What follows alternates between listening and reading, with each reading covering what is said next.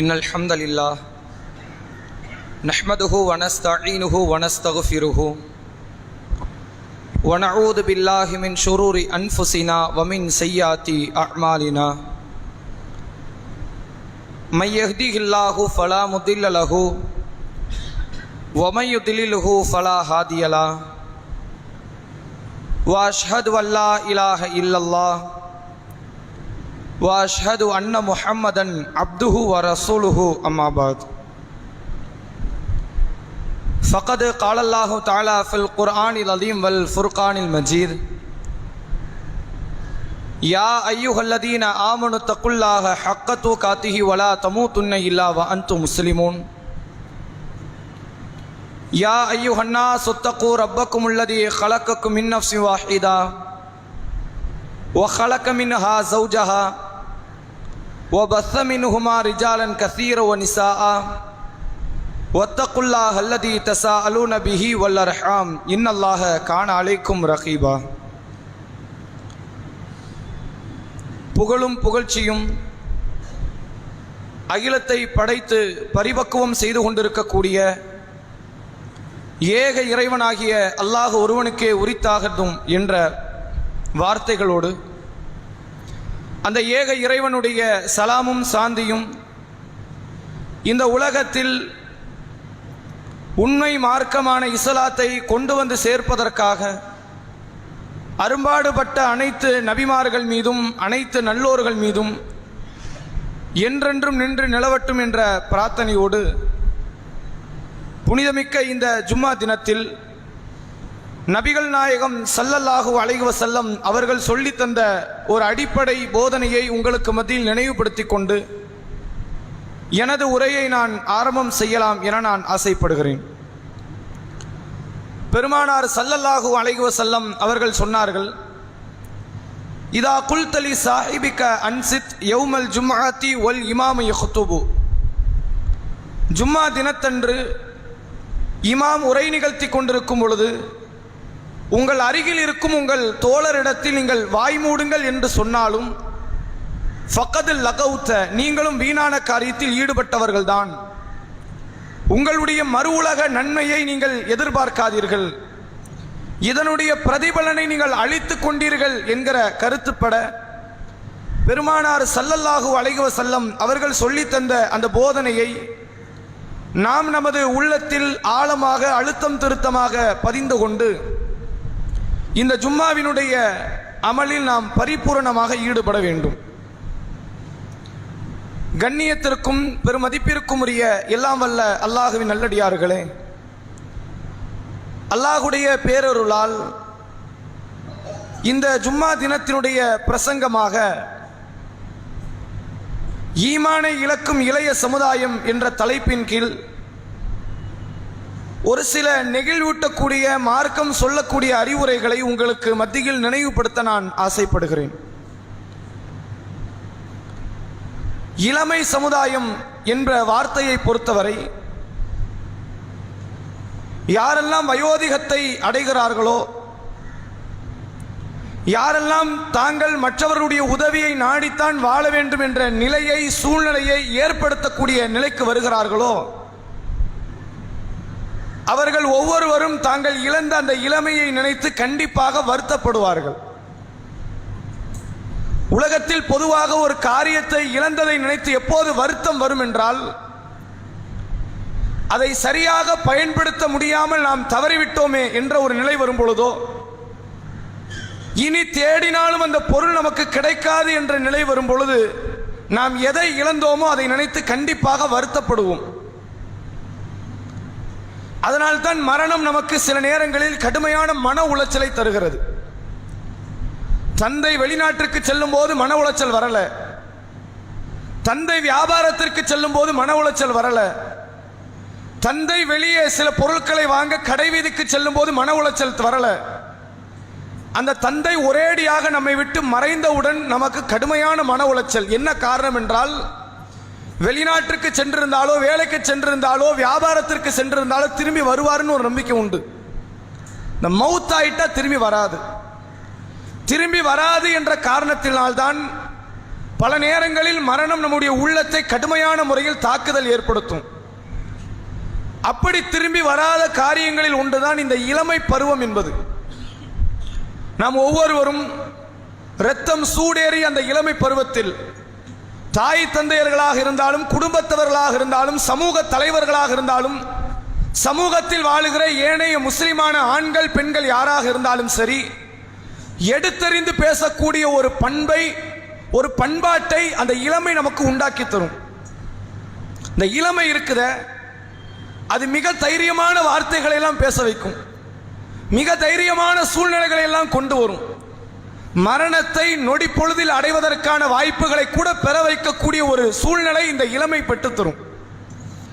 பைக்கில் வேகமாக போவான், அவன் என்ன தைரியத்தில் போறான்னா, என் பைக் என்ன காப்பாத்துங்கிறான். எதிரில் உள்ளவன் பிரேக் போட்டா எதிரில் வரவன் அதே தைரியத்தில் அதே மாதிரி பக்குவத்தோடு வருவானா? அவனுக்கு என்ன மாதிரியான ஒரு தைரியம் உருவாக்கப்படுகிறது என்றால், நான் எவ்வளவு பெரிய பிரச்சனைக்கு போனாலும் என்னால் என்னை நான் மீட்டி எடுத்து கொண்டு வந்துருவேங்கிற ஒரு நம்பிக்கை அவன் உள்ளத்தில் ஆழமாக பதிந்து விட்டது. அந்த இளமை பருவத்தில் அவன் செய்யக்கூடிய அந்த அட்டூழியங்களும் அராஜகமான காரியங்கள் சில வேளைகளில் மார்க்க பற்றுகளை இழக்க வைத்து ஈமான் இல்லாத ஒரு சூழ்நிலையை நோக்கி இளைஞர்களை வழிநடத்தி சென்று கொண்டிருக்கிறது. நீங்கள் ஒரு அடிப்படை புரிந்து கொள்ளலாம். வழிபாடுகளிலோ நபிகளார் மீது கொண்டிருக்கக்கூடிய முஹப்பத்திலோ இந்த சமூகத்தில் அதிகமான முதியவர்கள் ஈடுபட்டு கொண்டிருக்கிறார்கள். ஏன் முதியவர்கள் ஈடுபடுகிறார்கள், இளைஞர்கள் ஈடுபடவில்லை என்றால், உலக அரங்கில் இஸ்லாமிய இளைஞர்களுக்கென்று மிகப்பெரிய சூழ்ச்சி வலைகள் பின்னப்படுகிறது. முதுமையில இருக்கக்கூடியவர்கள் ஈமானிய உணர்வோடு இருந்தால் அவர்களால் நம்மளை ஒன்றும் பண்ண முடியாது.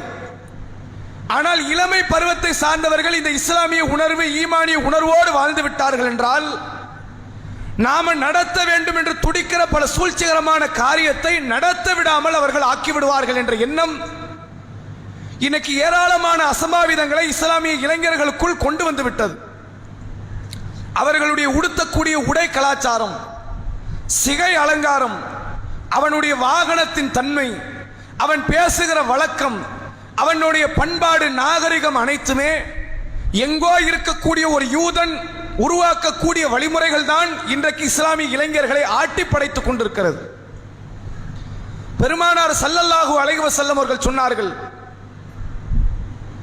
அதிகமான ஒரு காரியமாக ஒரு காலத்தில் நீங்கள் வருவீர்கள், உங்களுக்கு முன்பிருந்தவர்களுடைய வழிமுறைகளை நீங்கள் மூலமாக ஜானாக நீங்கள் பின்பற்றுவீர்கள் என்றார்கள்.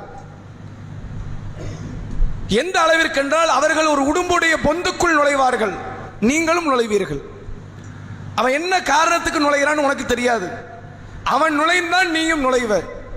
நபி அவர்கள் கேட்டார்கள், நபிகளாரிடம் சஹாபாக்கள் கேட்கிறார்கள், அல்லாஹ்வுடைய தூதரை, யூத கிறிஸ்தவர்களை நீங்கள் சொல்லுகிறீர்களா, வேதம் வழங்கப்பட்ட பனி இஸ்ரவேலர்களை சொல்லுகிறீர்களா என்று கேட்டார்கள். நபிகளார் சொன்னார்கள், வேறு யாரை நான் சொல்ல போறேன், அவனுடைய கலாச்சாரத்தை அப்படியே நீங்கள் கடைபிடிப்பீர்கள்.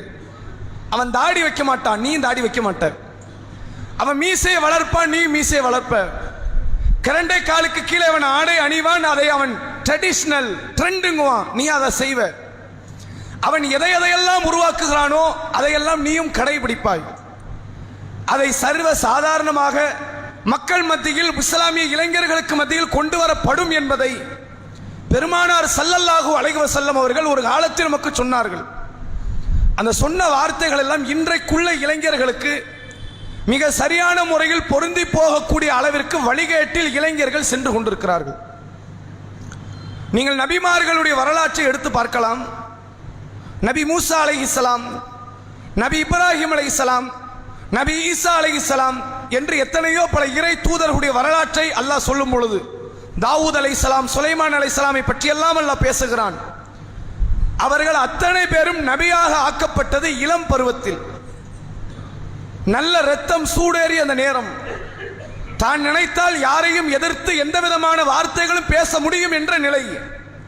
அல்லாஹ் திருக்குர்ஆனிலே சொல்கிறான், அவர்கள் பருவத்தை அடைந்த நேரம், வாலிப பருவத்தில் இருக்கிற வேளை, அவர்களுக்கு வேதத்தையும் ஞானத்தையும் நாம் கொடுத்தோம் என்று அல்லாஹ் சொல்கிறான். மூசாவுக்கும் அப்படித்தான், இப்ராஹிமுக்கும் அப்படித்தான், தாவூதுக்கும் அப்படித்தான், சுலைமானுக்கும் அப்படித்தான் அலைஹிஸ்ஸலாம். இத்தனை பல இறை தூதர்கள் இளமையில் ஏன் நபியாக ஆக்கப்பட்டார்கள்? உண்மையான பக்குவம் எப்போ வரும் தெரியுமா? ஒரு 40 கடக்கும் போது தான் பக்குவமே வரும். அப்ப 40 கடக்கும் போது எல்லாரையும் நபி ஆக்கியிருக்கலாம்ல. அல்லாஹ் ஏன் இளமை பருவத்தில் சிலரை நபியாக ஆக்குகிறான் என்றால், அந்த நேரத்தில் ஏற்படுகிற துடிப்பு இருக்கிறது, அந்த நேரத்தில் ஏற்படக்கூடிய கடுமையான ஆர்வம் இருக்கிறது, இந்த சமூகத்தினுடைய தலையெழுத்தையே மாற்றக்கூடிய ஒரு வழிமுறை அந்த இளமை பருவத்திற்கு இருக்கிறது. நபிகள் நாயகம் ஸல்லல்லாஹு அலைஹி வஸல்லம் அவர்கள் அதிகமான ஆர்வம் எடுத்து தன்னுடைய தோழர்கள் தோழியர்களை உண்டாக்கினார்கள். அவர்களை இந்த இஸ்லாமிய மார்க்கத்தில் ஈமானிய பற்று கொண்ட மக்களாக உருவாக்கினார்கள். அப்படி உருவாக்கியவர்களில் அதிகமான மக்கள் இளைஞர்களாக இருந்தார்கள். இளம் பருவ பிள்ளைகள், ஆண்கள் பெண்கள் தான் நபிகளாருடைய படையில், நபிகளாருடைய சாம்ராஜ்யத்தில் முக்கியமான பங்கு வகித்தார்கள் என்பதை ஹதீஸ்களிலே இருந்து உணர்ந்து கொள்ள முடிகிறது. இப்ப இந்த அளவிற்கான ஒரு ஆர்வம் கொண்ட மக்களை அல்லாஹ்வுடைய தூதர் அவர்கள் இளைஞர்களாக உருவாக்குவதற்கான காரணம் என்ன தெரியுமா? இந்த இளமை சமுதாயத்தை வைத்து எத்தனையோ பல காரியங்களை இந்த சமூகத்தில் விதைக்க முடியும் என்பதை உளப்பூர்வமாக நபி அவர்கள் நம்பினார்கள். ஆனால் இன்றைக்கு சமூகத்திலே வாழ்ந்து கொண்டிருக்கக்கூடிய இளம் சமுதாயத்தினர்கள், இளம் பிள்ளைகள், டீனேஜ் பருவ பிள்ளைகள், ஆண்கள் பெண்கள், கல்லூரி பயிலக்கூடிய இளைஞர்கள் என்று எத்தனையோ தரப்பு இளம் வயதுடைய மாணவ மாணவியர்கள் இஸ்லாமிய மார்க்க உணர்வை, ஈமானுடைய அடிப்படைகளில் ஏராளமானதை இழந்து வாடக்கூடிய ஒரு சூழ்நிலையை பார்க்க முடிகிறது. நபிகள் நாயகம் ஸல்லல்லாஹு அலைஹி வஸல்லம் அவர்கள் ஒரு 70 நபி தோழர்களை உருவாக்கினார்கள் என்று ஹதீஸ்களிலே பார்க்க முடிகிறது. 70 பேர். அந்த 70 பேருக்கும் தாய் தந்தையர்கள் கிடையாது. ஒன்று தாய் தந்தை மௌத்தா இருக்கலாம், அல்லது அவர்கள் இஸ்லாத்திற்கு வராமல் இருக்கலாம். இப்படியான ஒரு 70 பேர் அஸ்ஹாபு சுஃபா என்று அழைக்கப்படுகிற, அவர்களுக்கு வீடு வாசல் கிடையாது. வீடு வாசல் கொடுக்கக்கூடிய அளவிற்கு அன்சாரி தோழர்கள் அங்கு இல்லை. பள்ளிவாசலுடைய திண்ணையில் வசித்த திண்ணை தோழர்கள் அவர்கள். இந்த 70 நபி தோழர்கள் இருக்கிறாங்க. இவர்களுடைய அன்றாட பழக்க வழக்கங்கள் என்ன என்பதை ஹதீஸ்களிலே பார்த்தால், அந்த தோழர்கள் பகல் வேளையில் கிராமத்து புறங்களுக்கு செல்வார்கள். நகரத்தை விட்டு, மதீனாவை விட்டு வெளியிடங்களுக்கு, கற்கள் நிறைந்த ஹர்ரா என்ற பகுதிக்கு போவாங்க. விறகு சுள்ளிகள் உண்டுல்ல, விறகு கட்டைகள், அது மாதிரியான விறகு கட்டைகளை கிராமப்புறங்களில் இருந்து பொறுக்கி எடுத்து கொண்டு வருவாங்க. கொண்டு வந்து மதிய வேளையில் கடை வீதிகளில் வைத்து அதை வியாபாரம் பேசுவார்கள். அதை வியாபாரம் பேசி விற்று அந்த காசிலே ஏழை எளியவர்களுக்கு தண்ணீரையும் உணவையும் பெற்றுக் கொடுப்பார்கள். காலையில் சுபுகிலே ஆரம்பித்தவருடைய பொறுப்பு அன்றைய நாள் மகரிப்பு வரை அவர்கள் சமூக பணியாற்றி கொண்டிருப்பார்கள். மகரிப்புடைய நேரம் வந்து மகரிப்பை தொழுது இஷாவை தொழுது விட்டால் உடனடியாக மீண்டும் ஹர்ரா என்ற பகுதிக்கு மறுபடியும் போறாங்க. ஒரு நாளைக்கு 2 முறை. பகல் வேளையில் சென்றது வியாபாரத்திற்காக, சமூக மக்களுக்கு ஏதாவது தொண்டாற்ற வேண்டும் என்ற நம்பிக்கைக்காக. 2வது முறை போறாங்க. எதுக்கு தெரியுமா? வழிபாட்டின் மீது ஆர்வம் கொண்டதற்காக. அவர்கள் ஹர்ரா என்ற பகுதிக்கு மறுபடியும் செல்கிறார்கள். பாறைகள் நிறைந்த அந்த பகுதி. இரவு வேளையில் அந்த தோழர்கள் எல்லாம் ஒன்றாக அமர்ந்து கொண்டு அன்று வரை அருளப்பட்ட திருக்குர்ஆனுடைய வசனங்களை தங்களுக்கு தாங்களே மாற்றி மாற்றி பரிமாறிக்கொள்வார்கள். நேற்று ஒரு சூரா இறங்குச்சே, படிச்சிட்டீங்களா? படிச்சுட்டேன், சொல்றேன் கேளுங்க. அவங்களுக்குள் மாற்றிக்கொள்வார்கள். அன்று வரை அருளப்பட்ட அத்தனை வசனங்களையும் அவர்கள் மனனம் செய்து கொள்வார்கள். இவர்கள் யார்? நபிகளார் காலத்தில் வாழ்ந்த இளம் சமுதாயத்தினர்கள், நபிகளார் உருவாக்கிய அந்த 70 இளம் தோழர்கள். அப்படிப்பட்ட நிலையில் அவர்கள் தங்கள் வாழ்க்கையில் சமூகத்திற்காகவும் மார்க்கத்திற்காகவும் மறு உலக வாழ்க்கை மட்டும் எதிர்பார்த்தவர்களாக வாழ்ந்தவர்கள் அன்றைய காலத்து தோழர்கள். ஆனால் இன்றைக்கு சமூகத்தில் வாழக்கூடியவர்கள் எப்படி? ஈமானிய தொடர்போ, வணக்க வழிபாட்டின் மீது ஒரு தொடர்போ, நபிகளார் மீது கொண்டிருக்கக்கூடிய நேசத்தில் ஒரு தொடர்பு இருக்கிறதா என்று கேட்டால் அதில் மிக பெரும் அளவில் பலகீனத்தில் தான் முஸ்லிம் இளைஞர்கள் வாழ்ந்து கொண்டிருக்கிறார்கள். இவனுடைய மென்டாலிட்டி எப்படி இருக்கு தெரியுமா? அவனை பொறுத்த வரைக்கும் ஒரு சிந்தனை, நான் சமூகத்தில் கெத்தா இருக்கணும், என்ன மிஞ்சி யாரும் இல்லைங்கிறத காட்டணும், நான் நினைச்ச எதையும் செய்வேன் நினைக்கணும், மக்கள் எல்லாம் என்னை ஒரு நம்பிக்கைக்குரிய நாயகனாக பார்க்கணும். வந்துட்டான்பா, இவன் வந்தா எதையும் சாதிச்சிருவான் அப்படின்னு பேசணும். இதைத்தான் இன்றைக்குள்ள இளைஞர்கள் எதிர்பார்க்கிறார்கள். அதை அவன் எதிர்பார்க்கறதுனால தான் இளம் பெண்கள் முன்னால், பெண் சமூகத்தின் முன்னால் தனது வாலிப திமிரை அவன் காட்டுகிறான். அப்படி பைக்கில் வேகமா போகணும், 150, 200, 250 போனோன்னு வைங்க, நம்மள பெருமையா பேசுவாங்க. சிகரெட் பிடிக்கணும், எதுக்குப்பா சிகரெட் பிடிக்கிற, டென்ஷன் அப்படியா?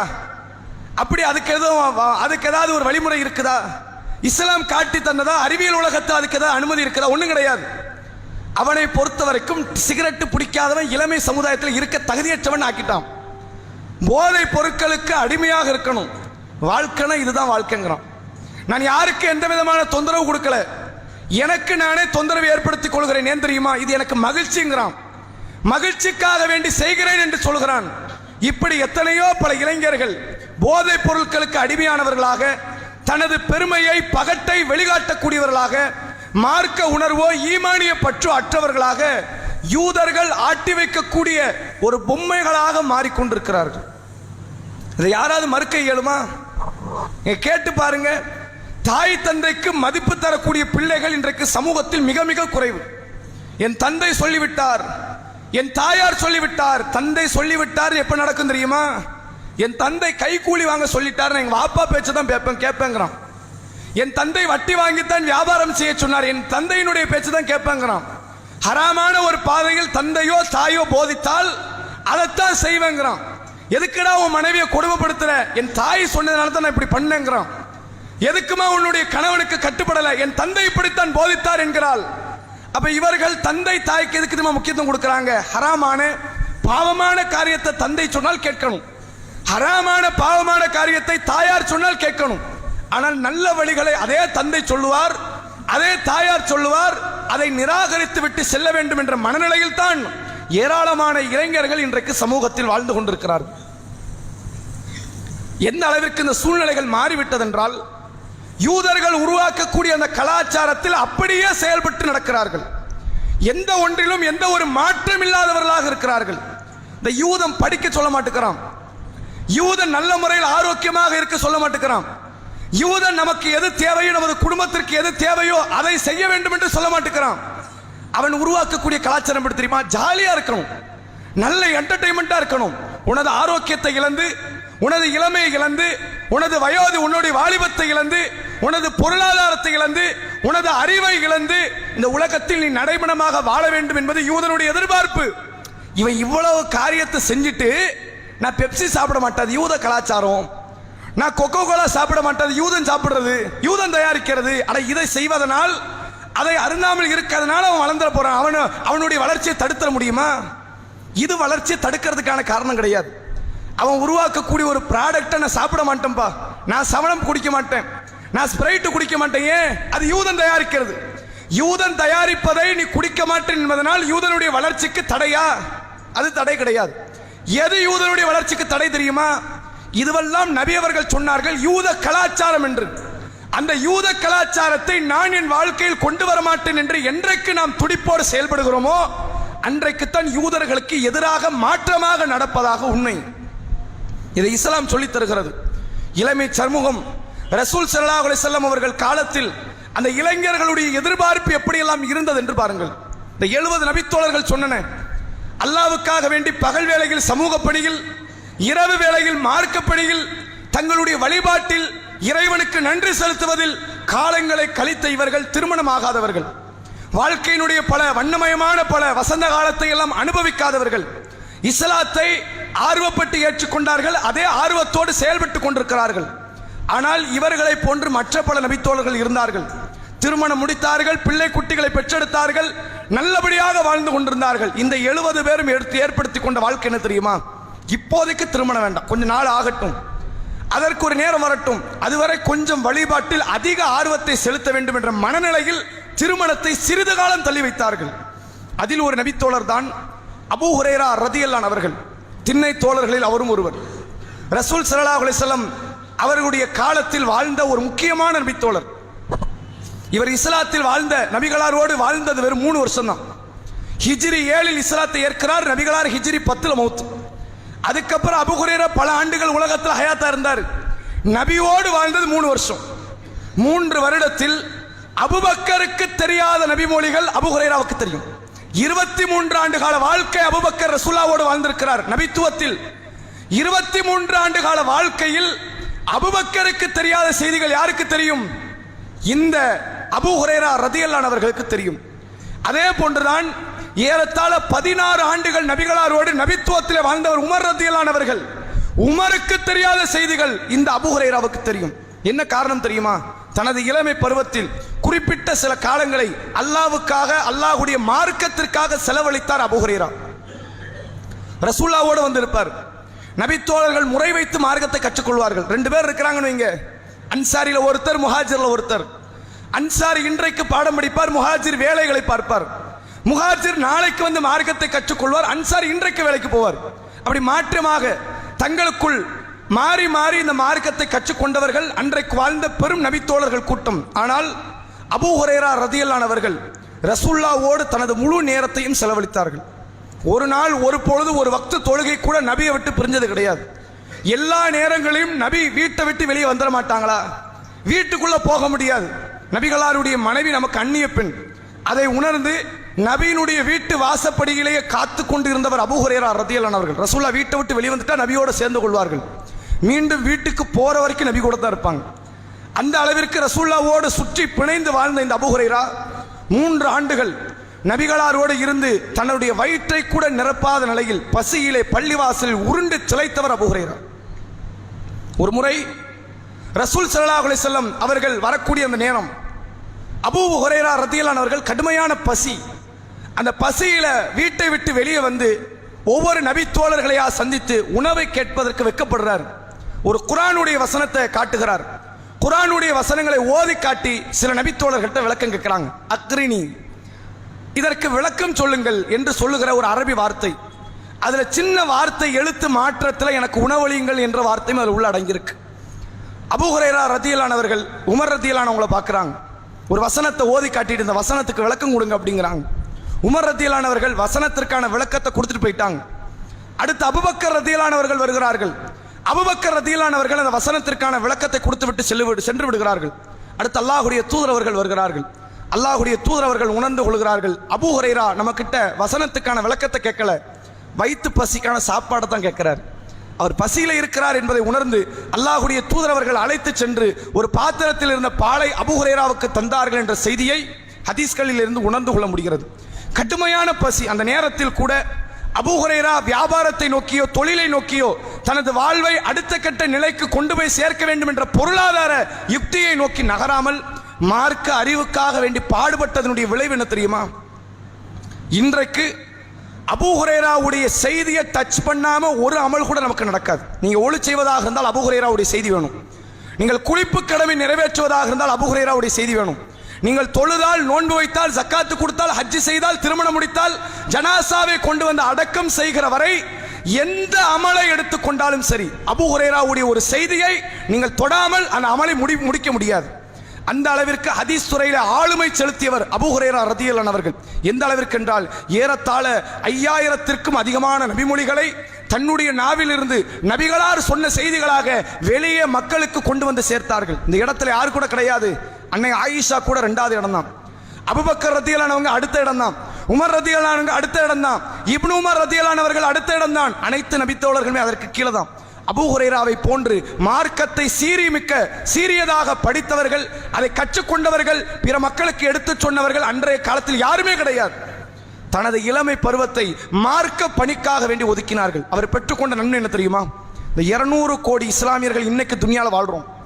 200 கோடி பேர் செய்யக்கூடிய எல்லா அமல்களிலும் ஒரு பகுதி அந்த அபூ ஹுரைரா ரலியல்லாஹு அவர்களுடைய செய்தியை சொன்னதனால் அவருக்கு நன்மைகள் சென்று கொண்டிருக்கிறது. எவ்வளவு பெரிய நன்மை, எவ்வளவு பெரிய லாபகரமான ஒரு காரியம். தனது இளமை பருவத்தை இதற்காக வேண்டி முழுமையாக செலவழித்தவர் அபூ ஹுரைரா ரலியல்லாஹு அவர்கள்.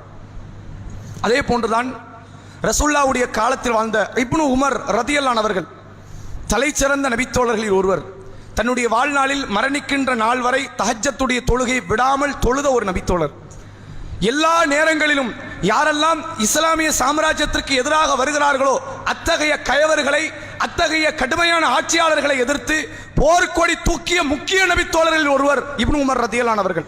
இந்த இப்னு உமர் ஒரு தருணம் தன் வாழ்நாளில் நடந்த ஒரு சம்பவத்தை பாருங்க.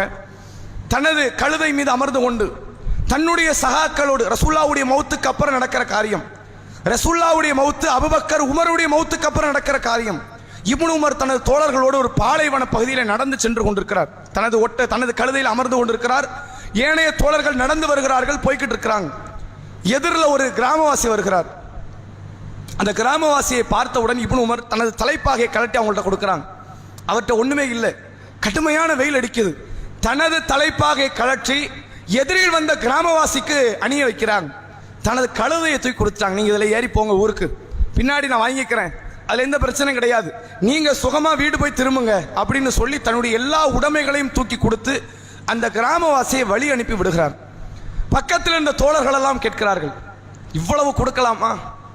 அட யாசகம் கேட்கிறவனா இருந்தா கூட எவ்வளவு கொடுப்போம்? 5 ரூபா கொடுப்போம், 10 ரூபா கொடுப்போம். ஒரு சாப்பாடு இருந்தால் சாப்பாடுல பாதி எடுத்து கொடுப்போம், அவ்வளவுதானே கொடுப்போம். நீங்கள் மொத்தத்தையும் தூக்கி கொடுக்கிறீர்கள் அந்த கிராமவாசிக்கு, என்ன காரணம்? இவ்வளவு கொடுக்க வேண்டியது கிடையாது, கொஞ்சத்தை கொடுத்தால் கூட ஏற்றுக்கொள்ளக்கூடியவர்கள் தானே அந்த கிராமவாசிகள், ஏன் இவ்வளவு கொடுத்தீங்கன்னாங்க. இப்னு உமர் ரத்தியல்லாஹு அவர்கள் ஒரு அருமையான ஒரு வாசகத்தை சொன்னார்கள். ஒரு இளைஞன் எப்படி தன் வாழ்நாளை கழிக்க வேண்டும் என்பதற்கு மிகச்சிறந்த உதாரணம் இப்னு உமர் ரத்தியல்லாஹு அவர்கள். அந்த இப்னு உமர் சொல்கிறார், நபிகள் பெருமகனார் ஸல்லல்லாஹு அலைஹி வஸல்லம் அவர்கள் எங்களுக்கு சொன்னார்கள், தனது தந்தைக்கு செய்யக்கூடிய கடமைகளில் பணிவிடைகளில் ஆக உயர்ந்த பணிவிடை எது தெரியுமா? அவருடைய நேசத்திற்குரியவர்களோடு இணக்கமாக வாழ்வதுதான் அந்த பணிவிடை என்றார்கள். எனது தந்தை உமருக்கு இந்த கிராமவாசியின் தந்தையும் நண்பர்கள், இருவரும் நட்பு வட்டாரத்தில் இருந்தவர்கள். என் தந்தையின் நண்பருடைய குடும்பத்தை நான் கண்ணியப்படுத்தினால் மறுமை வாழ்க்கையில் இந்த கபருடைய நேரத்தில் என் தந்தைக்கு அதனால் நன்மை கிடைக்கும் என்றார்கள் நபிகளார். என் தந்தைக்கு நான் ஒரு நன்மையை சேர்த்து வைக்கிறேன், அதன் வாயிலாக நான் நன்மையை பெற்றுக் கொள்கிறேன் என்ற மனநிலையிலே தன்னுடைய எல்லா வகையான உடைமைகளையும் தூக்கி கிராமவாசி கையிலே கொடுத்தார் இப்னு உமர் ரத்தியல்லாஹு அவர்கள். இந்த அளவிற்கான ஒரு மனநிலை பாருங்க. தான் வாப்பா சொர்க்கவாசி ஆயிட்டார், உமர் ரத்தியல்லாஹு அவர்கள் சொர்க்கவாசி, ஷஹீதாக்கப்பட்டவர், சொர்க்கத்திற்கான எல்லா வகையான சுவாரஸ்யங்களையும் பெற்றுவிட்டு மௌத்தானவர். ஆனால் என் தந்தைக்கு கூடுதலாக ஒரு நன்மை கிடைக்க ஒரு வாய்ப்பா இருந்தா அதை நான் செய்வேன் என்றார். உமர் ரத்தியல்லாஹு அவங்க செஞ்ச காரியம் தெரியுமா? மௌத்துக்கு முன்னாடி, எனக்கு பிறகு அடுத்த ஆட்சியாளராக என் மகன் வரக்கூடாதுன்னார். என் மகனை மட்டும் மேடை ஏத்திடக்கூடாது, ஸ்டேஜ் ஏத்திடக்கூடாது, என் மகனுக்கு எந்த விதமான பொறுப்பு தரக்கூடாது. இன்னைக்கு என் மகன் சாதாரண ஒரு ஆள், நாளைக்கு நான் மௌத்தானால் அவன் சாதாரண ஒரு ஆளாகத்தான் இருக்க வேண்டும் என்ற வாக்குறுதி உடன்படிக்கை எடுத்துவிட்டு மௌத்தானார். தன் மகனுக்கு ஆட்சி பொறுப்பை கொடுக்காம மௌத்தானார். தன் மகனுக்கு எந்த விதமான அரசு பதவிகள் கிடைக்க கூடாது என்று ஒப்பந்தம் போட்டுவிட்டு மௌத்தானார். தன் தந்தை எவ்வளவோ பல காரியத்தை துன்யாவில் தனக்கு கிடைக்காமல் தடுத்திருக்கிறார். வாழக்கூடிய நேரத்தில் உமர் ரலியல்லாஹு அவர்கள் சொன்னார்கள், என் மக்களே, ஊர் உலகத்தில் யாராவது ஒரு தவறு செய்தால் அவர்களுக்கு ஒரு தண்டனை, என் பிள்ளைகளாகிய நீங்கள் தவறு செய்தால் உங்களுக்கு 2 தண்டனை, 2 மடங்குல தண்டனை கிடைக்கும். சாதாரண காரியம் கிடையாது. ஆட்சியாளருடைய பிள்ளை என்ற பேர்ல நீ அழிச்சாட்டியம் பண்ணலாம்னு நினைச்சேன்னா உனக்கு தண்டனை இரட்டிப்பாக்கப்படும் என்றார். பிள்ளைகளை வாழக்கூடிய நேரத்தில் கடுமையான முறையில் கட்டுப்பாட்டிலே வளர்த்த அந்த உமர் மீது முஹப்பத்தை கொண்டவர் இப்னு உமர் ரலியல்லாஹு அவர்கள். எங்க வாப்பாவுக்கு கொஞ்சம் நன்மை போய் சேரட்டுமே, என்னால் முடிந்த ஏதாவது காரியத்தை செய்வோம் என்ற மனநிலையிலே செயல்படுகிறார்கள் என்றால் பிள்ளைகள், இளைஞர்கள் எந்த அளவிற்கு வார்த்தெடுக்கப்பட்டிருக்கிறார்கள் என்று பாருங்கள். இன்னைக்கு இந்த மனநிலை உண்டா? தன் வாப்பா மௌத்தானதுக்கு அப்புறம் துவா செய்ய முன் வர மாட்டாங்க, கையேந்து அல்லாட்ட கேள்றான கேட்க மாட்டான். ஏன்னா அவன் தனக்குத்தானே கேட்டது கிடையாது, மறுமை ரீதியான ஈடுபாடு கிடையாது, சொர்க்கத்தின் மீது ஆசை கிடையாது. அவன் எப்படி அவன் வாப்பாக்கு கேட்பான், அவன் உம்மாவுக்கு கேட்பான்?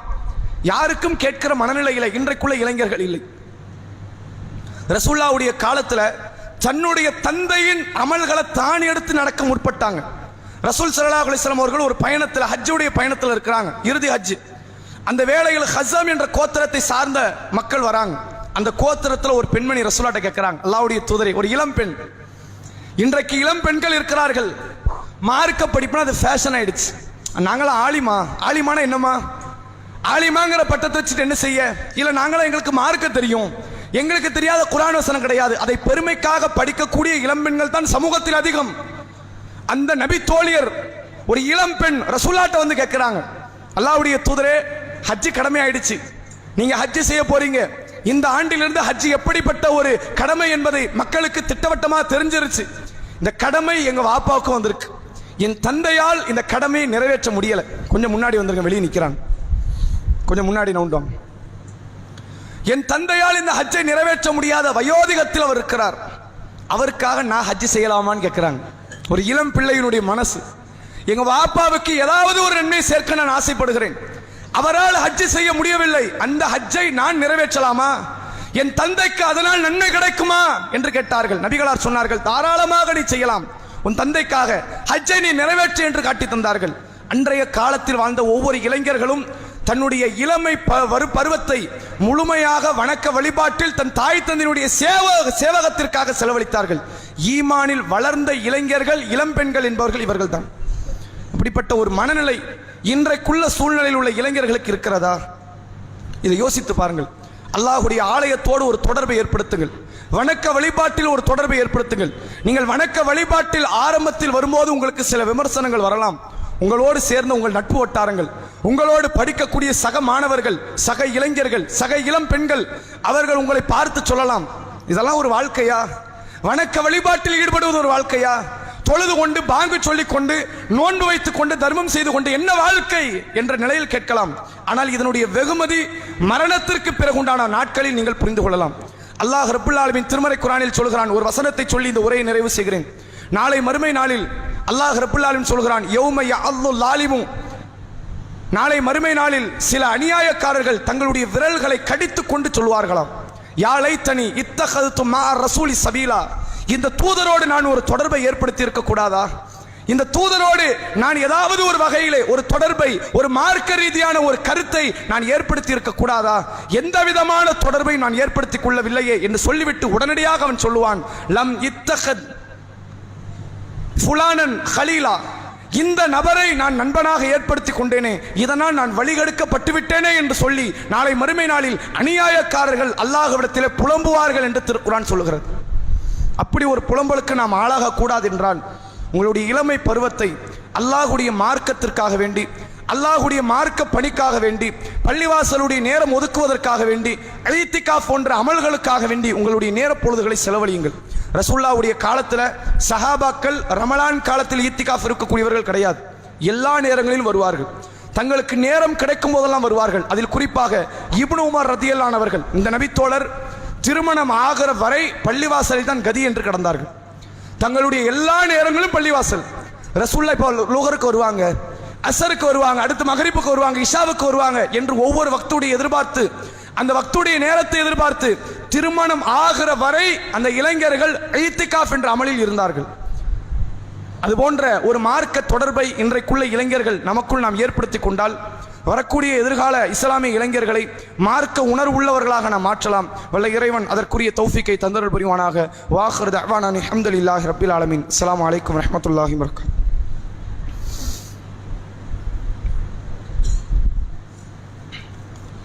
நஹ்மதுஹு வ நஸல்லி அலா ரசூலின் கரீம், அம்மா பாத். கண்ணியத்திற்குரிய எல்லாம் வல்ல அல்லாஹ்வின் நல்லடியார்களே, அல்லாஹுடைய பேரருளால் கடந்த 2 வாரங்களாக ஏழைகளை தேடிச் சென்று உணவளிக்கக்கூடிய அந்த திட்டத்தின் கீழ் ஏறத்தாழ ஒரு முதல் வாரத்தில் ஒரு 20 உணவுப் பொட்டலங்களும், 2வது வாரத்தில் ஒரு 30 உணவுப் பொட்டலங்களும் ஏழை எளிய மக்களை சென்றடைந்து நாம் கொடுத்து கொண்டு வருகிறோம். அதனுடைய தொடர்ச்சியாக நாளைய தினம் அடுத்தடுத்த வாரங்களில் சனிக்கிழமை இந்த ஏழை எளிய மக்களுக்காக வேண்டி உணவளிக்கக்கூடிய ஒரு காரியத்தை நாம் நடத்தலாம் என்று முடிவு செய்திருக்கிறோம் என்பதை உங்களுக்கு நாம் தெரியப்படுத்தினோம். அதற்கான பொருளாதாரத்தை உங்களால் முடிந்ததை ஒவ்வொரு பொழுதுகளிலும் அதிகமாக தந்து உதவுங்கள் என்பதோடு இந்த பெண்கள் பகுதியில் அதற்கான ஒரு உண்டியல் ஒன்றை ஏற்பாடு செய்திருக்கிறோம். அதில் போடப்படக்கூடிய ஒவ்வொரு பொருளாதாரமும் ஏழை எளியவர்களுடைய உணவை பூர்த்தி செய்யக்கூடிய வகையிலான நிலைக்குத்தான் அந்த நிதியை பயன்படுத்தப்படும் என்பதை உணர்த்துகிறோம். அதனால் உங்களுடைய பொருளாதாரத்தை அதற்காக வேண்டி அதிகமாக செலவழியுங்கள். நபிகள் நாயகம் ஸல்லல்லாஹு அலைஹி வஸல்லம் அவர்கள் இந்த இளமை பருவத்தை பற்றி சொல்லும் பொழுது வணக்க வழிபாடுகளுக்காக ஒரு அதிகப்படியான ஒரு காரியத்தை, அதிகப்படியான ஒரு ஈடுபாட்டை அல்லாஹ்வுடைய தூதர் அவர்கள் சொல்லி தந்தார்கள். அதில் ஒரு மிக முக்கியமான ஒரு ஈடுபாடு தான் தர்பியத் என்ற ஒரு காரியம். இளைஞர்கள் பள்ளிவாசலை நோக்கி சென்று தன்னுடைய பாவங்களை குறைத்துக் கொள்வதற்காகவும் தனது அமல்களை அதிகப்படுத்திக் கொள்வதற்காகவும் தனக்குத்தானே ஒழுக்கத்திற்கான ஒரு வடிகால் தான் அந்த தர்பியத். அந்த ஒழுக்கத்தை அதிகப்படுத்திக் கொள்வதற்கு பள்ளிவாசலை விட ஒரு சிறந்த ஒரு இடம் கிடையாது. நபிகள் நாயகம் ஸல்லல்லாஹு அலைஹி வஸல்லம் அவர்கள் சொன்னார்கள், பள்ளிவாசல் என்பது ஷைத்தானுடைய வெறுப்புக்குரிய ஒரு இடம், இறைவனுடைய நேசத்திற்குரிய இடம். கடை தெரு என்பது ஷைத்தானுடைய நேசத்திற்குரிய ஒரு இடம் என்றார்கள். இன்றைக்கு அந்த பள்ளிவாசல்கள் இளைஞர்கள் வராமல், இளைஞர்கள் வழிபாடு நடத்தாமல் வெறிச்சோடி காடம் படக்கூடிய ஒரு சூழ்நிலை. இதை மாற்றக்கூடிய விதத்தில் இளைஞர்கள் அதிகமாக பள்ளியினோடு தொடர்பில் நீங்கள் ஈடுபடுங்கள். நம்முடைய பள்ளியின் சார்பாக நடத்தப்படுகிற எத்தனையோ பல மார்க்க பணிகள், சமுதாய பணிகளில் இளைஞர்களுடைய ஒத்துழைப்பு என்பது ஒன்றுமே இல்லாமல் இருக்கிறது. அதை கருத்தில் கொண்டு அதிகமான இந்த பணிகளில் உங்களுடைய ஒத்துழைப்பை தாருங்கள். அல்லாஹ் ரப்புல் ஆலமீன் நம் அனைவருக்கும் அதற்குரிய நேரிய பாதையை தந்தருள் புரிவானாக. வாஹிர் தஅவானா அல்ஹம்துலில்லாஹி ரப்பில் ஆலமீன். அஸ்ஸலாமு அலைக்கும் வரஹ்மத்துல்லாஹி வபரகாத்துஹு.